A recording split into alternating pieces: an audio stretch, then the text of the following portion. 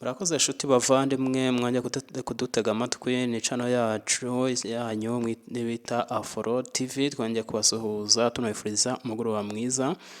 Mu by'ukuri ubushize twame tuganira ku bintu bishobora gutuma dutera imbere dushakira amahirwe mu cyaro iwacu, twabivuzeho twanabibonye. Mu by'ukuri ni akanya gato cyane rero nje kugira ngo nongere ngire ikintu mbagezaho. Mu by'ukuri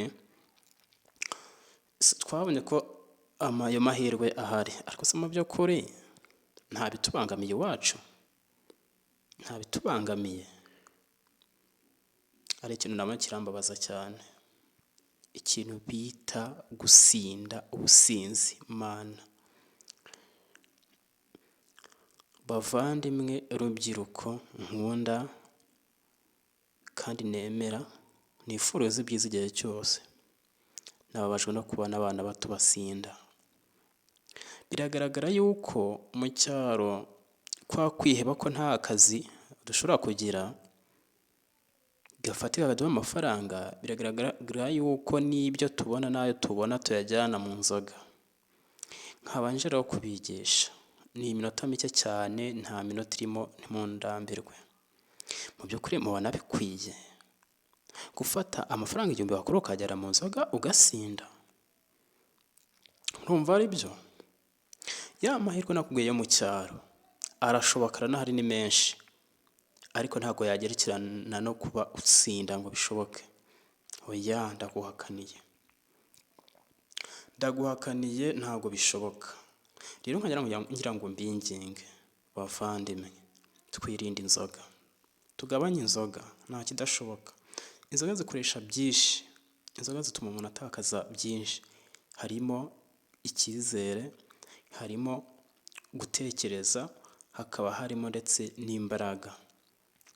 Inzoga zishobora kuzagukosoma cyane, zikakujya no mu maraso, ntutekereza wabaye koloni y'inzoga. Bavandimwe, ikintu bita inzoga mwakiretse, mwakigabanyije. Si mbwiye ngo mukireke, ariko nimukigabanye.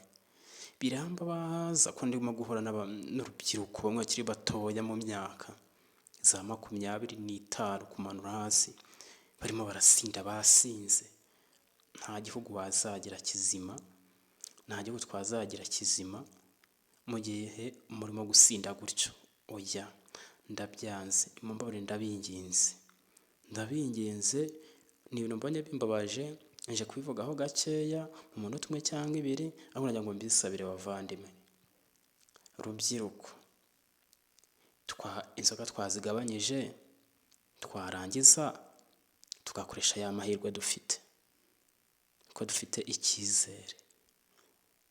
Ndabinginze rwose.